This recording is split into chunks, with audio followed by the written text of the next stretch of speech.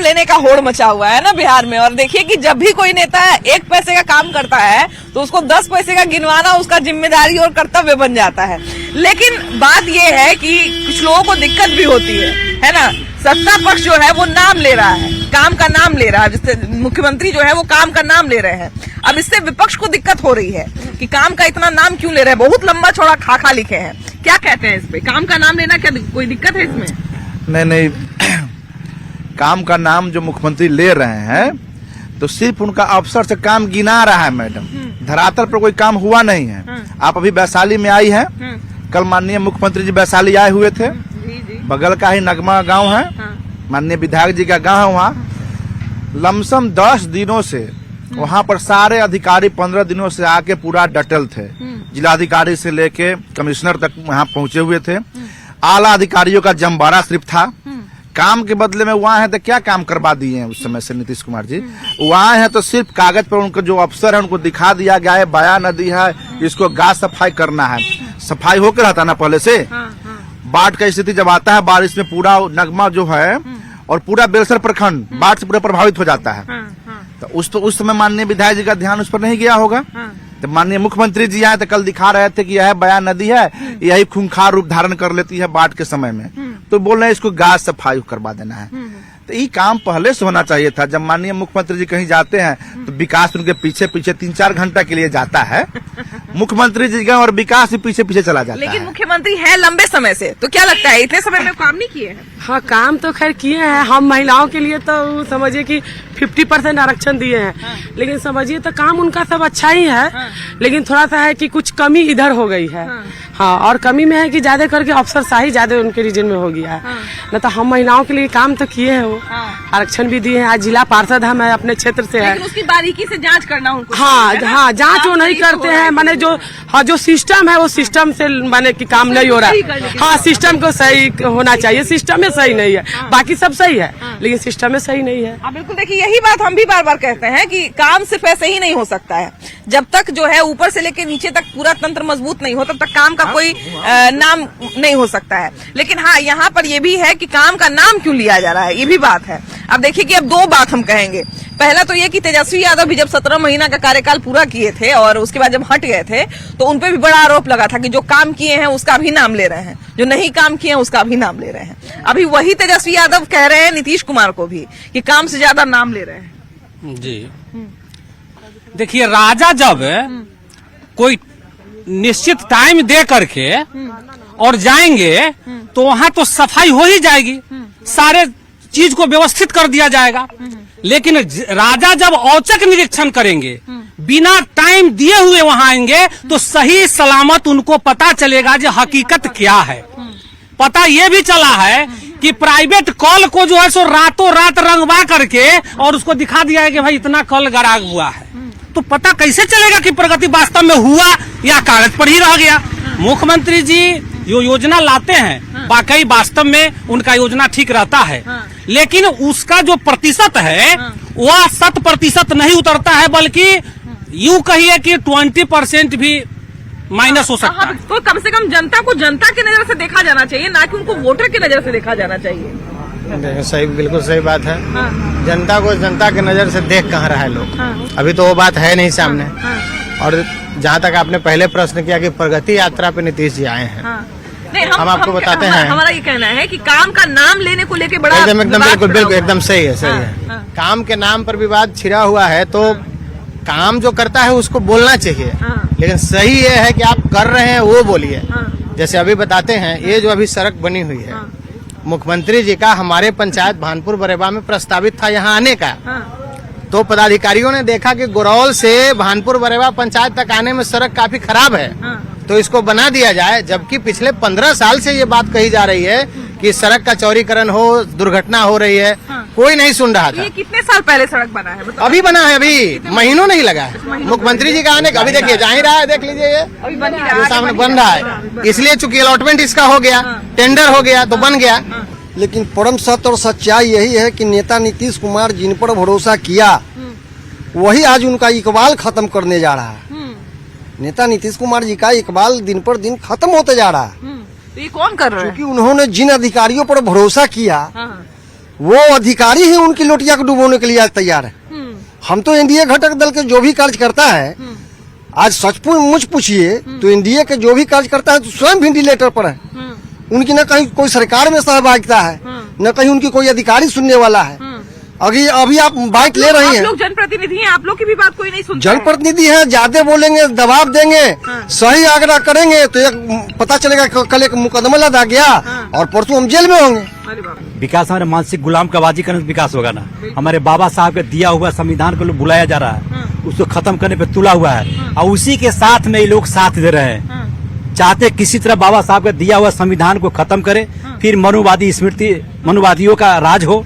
हमारे साथ कुछ जागरूक महिलाएं हैं जो हर सामाजिक मुद्दे पर अपनी राय रखती हैं, अपनी एक स्वतंत्र विचार रखती हैं, तो इनसे जानना भी बड़ा जरूरी हो जाता है। लिव इन रिलेशनशिप को लेके अलग अलग तरह का ओपिनियन आते रहता है, आपको क्या लगता है, इसको सामाजिक मान्यता मिल सकती है क्या? बिल्कुल नहीं, सामाजिक अव्यवस्था का ये एक अंग है। क्योंकि जब हमारे यहाँ जब शादी ब्याह होता है तो हम लोग एक पवित्र रिश्ता में बनते हैं और ये हमारे संस्कार में आता है। तो ये लिव इन रिलेशनशिप जो है एक शारीरिक संबंध बनाने के लिए, इसके आड़ में अगर लोग जाते हैं, अपने भविष्य का आप निर्माण कीजिए, साथ में रहिए, महिला पुरुष को साथ में रहने में कोई आपत्ति नहीं है, लेकिन आज अपने भविष्य का निर्माण करना चाहिए बच्चों को। और बच्चों जो गलत दिशा में जा रहे हैं और कानूनी मान्यता मिल गई है और इसके आड़ में अगर वो कुछ गलत करना चाहते हैं तो समाज कभी भी इसको बर्दाश्त नहीं करेगा और इसको कभी भी मान्यता नहीं देगा। एक दलील लोग देते हैं कुछ लोग कि हम लोग अगर शादी करने से पहले अगर एक दूसरे को जानना चाहते हैं तो फिर क्या बुराई है, अगर शादी करने के बाद अगर किसी तरह की दिक्कत आती है तो फिर वो ज्यादा बुरा होगा, तो इससे अच्छा है कि हम साथ में रह के देख लें। नहीं, साथ में रह करके देख लें, यहाँ तक तो सही है, बट आगे का जो फ्यूचर है वो सही नहीं है। वो सही नहीं है। क्या विश्वास है कि वो जो दोनों एक साथ रह रहे हैं कल को फ्यूचर में वो साथ देगा उसको? अगर नहीं देता है तब तो उनकी लाइफ, दोनों की लाइफ बर्बाद हो गई। और दूसरा चीज जो हमारा इंडियन कल्चर है उसमें लिव इन रिलेशन कभी भी एक्सेप्टेबल नहीं है। ये वेस्टर्न कल्चर है और हमारा जो इंडिया का कल्चर है जिसमें सनातन धर्म को हम लोग मानते हैं, उस सनातन धर्म में ये कभी भी एक्सेप्टेबल नहीं है। और जिसमें शादी को लेके एक ये भी मान्यता है कि जब तक दोनों परिवार का मेल नहीं हो जाए तब तक शादी नहीं होती है, कि दो परिवार का भी मेल होना बड़ा जरूरी है। परिवार का मेल होना एक अलग लिमिटेशन है, बट लिव इन रिलेशन एक अलग चीज है। सामाजिक विकृति अभी आई है, विवाह की बात आपकी, संबंधी बनने की बात की, तो अभी एक थोड़े सामाजिक विकृति ये आई है कि आज रिश्तेदार भी पैसे पे आ जाते हैं। आज क्या होता है कि हम अपने रिश्तेदारों को उतना ज्यादा मान्यता नहीं देते हैं, वैल्यू नहीं देते हैं। अब उनका जो सोच विचार है, पहले था कि जितने हम आदर करते थे दादा दादी का, तो उतना वृद्धाश्रम नहीं होता। आज अगर हम लोग अगर घर के बुजुर्गों का अगर हम मान सम्मान करते तो वृद्धाश्रम नहीं होता, बच्चे सबका सम्मान करते। और शादी की बात है जहाँ तक साथ में रहने का है, तो साथ में मैंने जैसे कहा कि शारीरिक संबंध ही विवाह का मतलब नहीं होता है। बिल्कुल, शादी में संबंधी होते हैं, हम एक दूसरे के परिवार से जुड़ते हैं, हमारा सामाजिक विस्तार होता है, हम किसी दुख सुख में एक साथ रहते हैं तो अच्छा लगता है। तो इसलिए ये सामाजिक मान्यता बिल्कुल नहीं मिलती। तो अभी हम लोग मौजूद है कल्पा में और बात कर रहे हैं कि बिहार में जो क्राइम बढ़ रहा है इस पर पुलिस का एक एक्शन देखने को मिल रहा है। पिछले एक महीने में 3 बार एनकाउंटर हो चुके हैं जिसमें 4 अपराधी ढेर हो चुके हैं। अब सबसे बड़ा सवाल यही है कि हम लोग हमेशा ये बात करते हैं कि 2005 में जिस परिवेश में नीतीश कुमार आए थे, जिस कहा जाए वेशभूषा में नीतीश कुमार आए थे और कड़ाई कर रहे थे क्रिमिनल के साथ, वैसा कड़ाई अब नहीं कर रहे हैं। लेकिन इधर जो एनकाउंटर होना शुरू हुआ है तो इससे कुछ लोग इसका समर्थन भी कर रहे हैं कि हाँ, अपराधियों के साथ कड़ा रुख अपनाना जरूरी है, कुछ लोग इसका विरोध भी कर रहे हैं। लेकिन आज हम जनता से जानेंगे, क्योंकि जनता का मत सर्वोपरि होता है, तो जनता से जानेंगे कि ये जो एनकाउंटर हो रहा है, क्या ये एनकाउंटर का फॉर्मूला सही है या गलत है। अपराधियों के साथ हमेशा जो है वो कहा जाता है कि कड़ाई से पेश आना चाहिए, है ना। ये एनकाउंटर जो आजकल शुरू हुआ है बिहार में, क्या लगता है ये फॉर्मूला बहुत सही है, यही होना भी चाहिए। जो जब तक प्रशासन टाइट नहीं होंगे तब तक जो उग्रवादी है वो डरेंगे नहीं, अब बिना भय के प्रीत नहीं है। हाँ, तो इसलिए इनकाउंटर बहुत मस्ट है। फैसला लेना बहुत जरूरी है, नहीं फैसला लेने पर और उग्रवादी जो है प्रोत्साहित होता है, कह रहे हमें कुछ नहीं होगा। तो इसलिए बहुत बढ़िया एक्शन है, यही होना भी चाहिए। अच्छा, क्राइम जिस तरह से बिहार में, क्योंकि देखिए कि पहले जो है 2-4 क्राइम जो है वो कैटेगरी बना हुआ था, अब क्राइम का कोई कैटेगरी नहीं रह गया, अब नया नया क्राइम रोज हम लोग सुनने को मिल रहा है। तो क्या ये कड़ा रवैया जो अपनाया गया है ये काम करेगा बिहार में? ये काम करेगा, हाँ काम करेगा। ये कड़ाई जो है होना चाहिए, हाँ। प्रशासन जो है कड़ाई जो है कदम उठाना चाहिए। अच्छा, एनकाउंटर वाला फॉर्मूला क्या लगता है कितना सही होगा? बिल्कुल सही है, बिल्कुल उत्तर प्रदेश जैसा मॉडल, योगी सरकार का मॉडल बिल्कुल सही है। ये पूरा देश में होना चाहिए, ना कि बिहार में। हाँ। इससे अपराधियों में भय, प्रशासन का छवि, सरकार का छवि अच्छा होगा। हाँ। और जो हो रहा है बहुत अच्छा हो रहा है, ऐसा ही होना चाहिए। अच्छा, कुछ लोग जो विरोध करते हैं वो ये भी कहते हैं भैया कि अगर मान लीजिए कोई अपराधी पकड़े हैं तो उस पर केस करिए, उसको जेल में रखिए, फिर कोर्ट में ले जाइए, फिर पेश करिए, उसके बाद सब कुछ साबित होता है, सब कुछ बढ़िया से मतलब चल उल जाता है, उसके बाद उसको सजा दीजिए। ऐसे में क्या अपराधी को ऑन द स्पॉट मारना या फिर एनकाउंटर कर देना सही रहेगा? सही रहेगा, ऑन द स्पॉट मार देना चाहिए। एनकाउंटर का फॉर्मूला क्या लगता है, इसे क्राइम करना? मैम, ये तो पहले डिसाइड होना चाहिए कि वो सही है कि नहीं है। इनकाउंटर ऐसे ही किसी को उठा के आप कर देना, वो सही नहीं है। उसको उसके खिलाफ वो क्या क्राइम किया है डिपेंड इस पे करता है। मान लीजिए कोई एक क्राइम 100 क्राइम करता है और एक निर्दोष उसमें मारा जाता है, ये चीज गलत है। इनकाउंटर करना 100% सही है।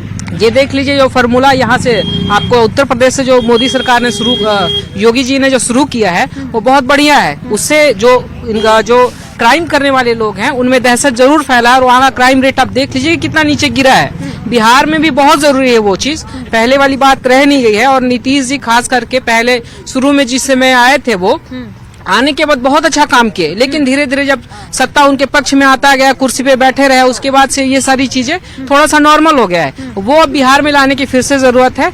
अब वो वापस जो जिस जी रूप में पहले आए थे उस रूप में वापस आने की 100%। अच्छा देखिए, एनकाउंटर की जहाँ तक हम लोग बात करते हैं भैया, तो एक चीज ये भी है कि भैया बोले कि अपराध साबित होना भी बड़ा जरूरी है। तो हालांकि ये जो अपराधी मारे गए हैं, जिन 3 एनकाउंटर की हम बात कर रहे हैं, वो तो काफी कुख्यात बदमाश थे, तो वो लोग बहुत साबित। हाँ। वो अपराधी का उसका परगना है। हाँ। वो परगना रहता है। उग्रवादी जो मारता न है, हाँ। वो पुलिस चीन जाता है कि उग्रवादी मर्डर किया, उसी को ठोकता है पुलिस। गलत नहीं ठोकता है पुलिस, ठोकना सही है कि सही है। उसको आओ गोली मारना चाहिए। हाँ। और नीतीश कुमार इतना अभी मुख्यमंत्री कोई इंडिया में अभी नहीं है। हाँ। नीतीश कुमार बहुत मुख्यमंत्री बहुत अच्छा है। हाँ। अच्छा, गोली मारने वाले फॉर्मूलों से बहुत लोगों को दिक्कत भी हो जाता है कि काहे गोली मारना क्या जरूरी है, बढ़िया से पहले उसको रखिए। हाँ, क्या कह रहे भैया? जरूरी इसलिए होता है कि अगर अपराधी अपराध कर रहा है और अगर उसको गोली नहीं मारा जाए तो वो तो क्राइम और ज्यादा बढ़ते ही जाएगा ना।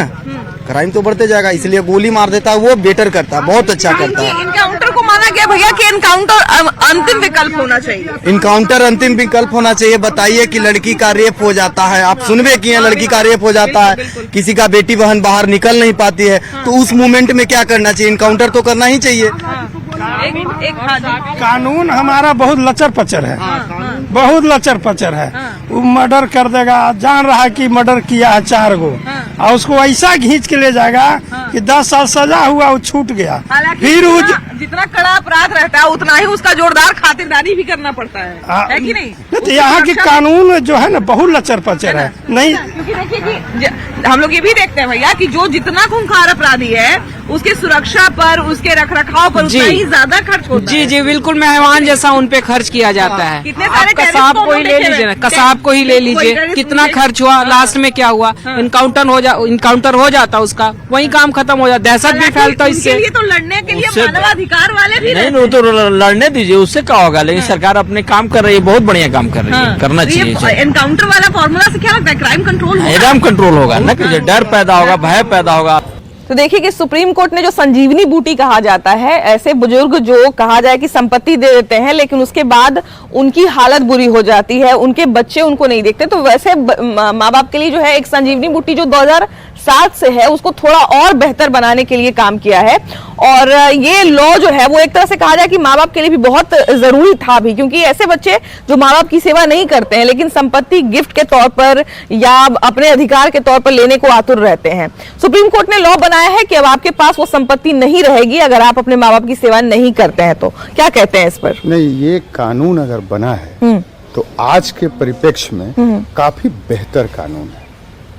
हम सनातनी लोग या भारत में रहने वाले लोग एक परिवार के कॉन्सेप्ट में चलते थे। बिल्कुल बिल्कुल। जहाँ पति पत्नी बच्चे और यही माता पिता बच्चों की देखभाल करके बड़ा करने में अपना सारा कुछ लुटा देते लुटा देते थे। हैं। लेकिन अब आर्थिक युग आया, अब यहाँ सिर्फ पैसे या संपत्ति की सोच रहती है। धीरे धीरे माँ बाप का आदर भाव समाप्त होने लगा।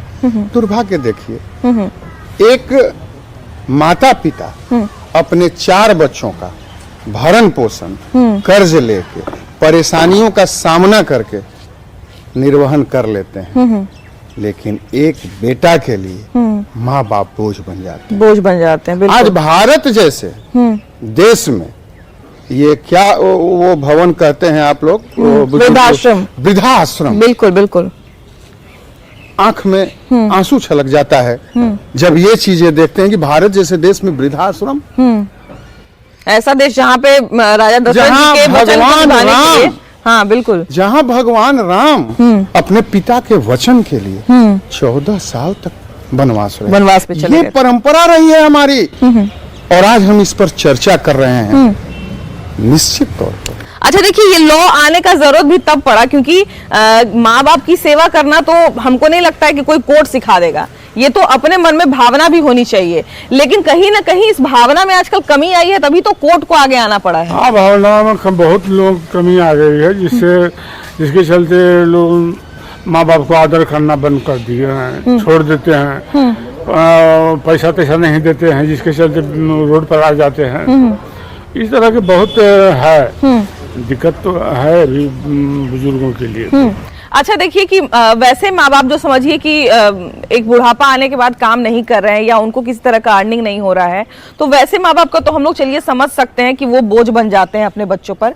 लेकिन हम लोग ऐसे माँ बाप को भी देखते हैं जो जिंदगी भर अपने बेटों का या अपनी बेटियों का घर भरने पर ध्यान दिए, लेकिन जब कहा जाए कि कुछ साल, ज्यादा साल भी नहीं, हमको लगता है कि मुश्किल से 10 साल बचते होंगे या 5 साल बचते होंगे रिटायर होने के बाद, और उस स्टेज में जब सबसे ज्यादा जरूरत रहता है तब बच्चे पीछे हट जाते हैं। इसका क्या कहा जाए, आजकल लोग की मानसिकता धीरे धीरे बदल रहा है, और मानसिकता के चलते जो वृद्ध लोग हैं वो शिकार हो रहे हैं, और नए नए लोग परिवार में आ जाते हैं, और वो लोग वही से रिश्ता कटता है, और वो लोग वृद्ध को धीरे धीरे करके छोड़ देते हैं, नहीं देखना चाहते हैं। अच्छा, सुप्रीम कोर्ट देखिए अब बोला है, कोर्ट बोल दिया है कि अगर आप माँ बाप से संपत्ति ले लेते हैं गिफ्ट के तौर पे, चाहे अधिकार के तौर पे ले लेते हैं, अधिकार तो सब जमाता है कि हाँ भाई हमारा इतना माँ बाप बना है तो सबका अधिकार हमारा है, सबको लेने का अधिकार, लेकिन सेवा नहीं करते हैं तो अब संपत्ति वापस चला जाएगा, है ना?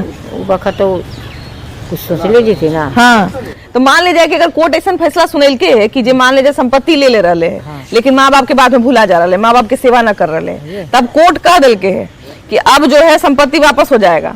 अब संपत्ति आपको नहीं मिलेगा, अगर आप सेवा नहीं करते हैं तो संपत्ति भी नहीं मिलेगा। हाँ, सही बात है ना? आप क्या कहते हैं? ठीक बात है, जो कह रहे हैं सही है। ये सही है, ये नहीं करेगा तो संपत्ति मिलेगा कैसे? बिल्कुल, सेवा करेगा तो मिलेगा। सही बात है। अच्छा ये बताइए, अभी देखिए कि एक यंग बच्ची यहाँ पे बैठी हुई, अभी मंदिर में पूजा कर रही थी तो हमने इनको रोका है। ये बताओ बाबू कि संपत्ति और माँ बाप की सेवा दोनों दो चीजें हैं, है ना? संपत्ति तो वैसे भी आपको मिलनी ही है, आप जो है वो सेवा करें चाहे नहीं करें, माँ बाप के बाद आप ही को मिलना है। लेकिन अब थोड़ा खड़े हो जाइए ना, लेकिन अब जो है वो सख्ती से कोर्ट ने कहा है कि अगर आप सेवा नहीं करते हैं माँ बाप की तो आपको संपत्ति पाने का कोई अधिकार नहीं है। बहुत अच्छा कहा सरकार ने, ऐसा ही करना चाहिए, क्योंकि बहुत सारे बच्चे संपत्ति ले लेते हैं पर माँ बाप का सेवा नहीं करते। यहाँ तक कि जो मतलब जिसका पेंशन भी मिलता है ना, उसका भी पेंशन ले लेते पर सेवा नहीं करते। बहुत अच्छा काम किया है सरकार ने। वाह, ये बिल्कुल सही कह रही हैं। हम लोग तो कितनी बार देखे भी हैं कि हाथ से पकड़ के और वो साइन करवा लेते हैं और पेंशन ले लेते हैं। बहुत ही खराब सिचुएशन है, ये तो इमोशन है पूरा, और माया और बाल बच्चा ये सब। लेकिन सुप्रीम कोर्ट ने जो भी किया है बहुत ही अच्छा किया है। सुप्रीम कोर्ट जो भी फैसला देती है सारे लेवल्स को देखती है, सामाजिक, इमोशन, माया, टोटल चीज देख करके ही वो कुछ फैसला देती है। तो बहुत ही अच्छा चीज है। अच्छा, इसे क्या लगता है कि एक जो सामाजिक जो कहा जाए कि अव्यवस्था आई है कि माँ बाप का लोग सम्मान नहीं करते, तो इससे थोड़ा फर्क पड़ेगा इस पर? उस पे फर्क नहीं पड़ेगा, लेकिन एक डर रहेगा जो भी ऐसा कर रहा है कि चलो जो इसका सेवा करेगा माँ बाप उसको लिख देगा कानूनन पचड़ा, और उसके बाद उसको सेवा बना के नहीं तो कुछ कई बार हम लोग ऐसा देखते हैं कि कुछ लोग जो है वो माँ बाप की सेवा खूब करते हैं, जैसे ही संपत्ति आती है फिर वो जो है अपना रंग दिखा देते हैं। सही बात है, माँ बाप का अगर जो सेवा करेगा उसे ही मिलना चाहिए संपत्ति। संपत्ति के लालच में ही सही, लेकिन माँ बाप बुढ़ापे के सहारे तो अपने बच्चों को ही मानते हैं और वो उनका जो एज हो जाता है उस एज में वो बेचारे अर्निंग भी नहीं कर सकते हैं। बिल्कुल, तो बिल्कुल। उनके लिए एक सिर्फ सहारा उनका बच्चा ही रहता है। तो अगर ठीक है संपत्ति के लालच में ही करो, बट माँ बाप को भी देखना चाहिए उनको कि माँ बाप मेरा रोड पे ना रहे और वृद्धाश्रम में जाने का नौबत ना आए। जैसे में है, मतलब 2 रोटी अगर उनके लिए भी एक्स्ट्रा बन जाएगा तो कोई प्रॉब्लम नहीं है। अगर वाइफ आपकी इतना काम करती है, अगर उनके लिए भी थोड़ा कर देगी, या घर में इतना जगह है, बच्चा है, गेस्ट के लिए है, तो अगर माँ बाप के लिए भी एक कोना घर का हो तो कितना अच्छा लगता है। सुप्रीम कोर्ट जो ये फैसला सुनाया है, इससे कुछ माँ बाप के हक में चीजें होगा ना? बढ़िया होगा। हाँ जी जी, बढ़िया होगा। उसका अच्छा से देखभाल करोगे, जब उसको पाल सकता है तो एक भारी नहीं है ना भाई, बिल्कुल भारी नहीं है ना सर। बिल्कुल। देखिए हम लोग जब बच्चे थे ना, तो एक कहावत लोग कहते थे, एक जो बुजुर्ग हैं, कुछ बुजुर्ग हैं, वो ये कहावत कहते थे कि 4 कुआं मिलके, 2 कुआं मिलके जो है वो 4 कुएं को, 6 कुएं को भर देता है। मतलब 2 जो माँ बाप होते हैं वो 4 बच्चों का, 6 बच्चों का लालन पालन कर देते हैं। लेकिन वही बच्चे जब बड़े होते हैं तो माँ बाप की सेवा नहीं कर पाते, है ना? उनके लिए जो है माँ बाप बोझ लगने लगते हैं। अभी सुप्रीम कोर्ट ने एक फैसला किया है कि जो बच्चे अपने माँ बाप की सेवा नहीं करते हैं, उनकी संपत्ति जो है वो माँ बाप की संपत्ति बच्चों को नहीं मिलेगी, बच्चों की संपत्ति जो है वापस हो जाएगी। अब हम आपसे ये पूछना चाह रहे हैं कि आमतौर पे किसी के घर में भी कुछ खिटपिट होता है तो बहू को दोष दे दिया जाता है, ऐसा क्यों होता है? बच्चों को नहीं देखा, मतलब बेटों को नहीं देखा जाता है कि हाँ भाई बेटा भी कुछ गलत कर सकता है, लेकिन सारा जिम्मेदारी बहू के पास आ जाती है। क्या कहती हैं, ऐसा क्यों होता है? बेटा का भी गलती रहता है, बेटा को भी दोष देना चाहिए। हाँ। अच्छा, ऐसा होना चाहिए कि अगर बच्चे जो हैं वो सेवा नहीं करते हैं माँ बाप की, सही रहेगा तो बहू भी सही रहेगी, बहू को भी सही रहना चाहिए। बिल्कुल बिल्कुल, उसको भी अपना घर समझना चाहिए। अच्छा, ये फैसला सही है कि अगर बच्चे माँ बाप की सेवा नहीं करते हैं तो उनकी संपत्ति जो है माँ बाप के पास चली जाएगी, फिर उनको संपत्ति, माँ बाप की संपत्ति बच्चों को नहीं मिलेगी? नहीं मिलना चाहिए, नहीं देखेगा उसको नहीं मिलना चाहिए, नहीं मिलना चाहिए। चलिए देखिए कि सामने में आपको जो है दिख गया कि महिलाएं भी इसका समर्थन करती हैं, और महिला हो चाहे पुरुष हो, संस्कार, हम आपको बोले ना कि संस्कार जो है वो कोई स्कूल कॉलेज आपको नहीं सिखा सकता है, ये आपको खुद ही सीखना पड़ेगा। और ध्यान रखना पड़ेगा कि जिन माँ बाप ने जो है वो आपकी सेवा शुरुआत से लेके अंत तक की है, उनके माँ बाप की सेवा जो है, जब उनको सबसे ज्यादा जरूरत हो तो उनकी सेवा करें। फिलहाल इस एपिसोड में इतना ही, अगले एपिसोड में हम लोग फिर से मिलेंगे एक नए मुद्दे के साथ। वीडियो जर्नलिस्ट मनीष जुनेजा के साथ आपकी भाभी जी, बाय बाय।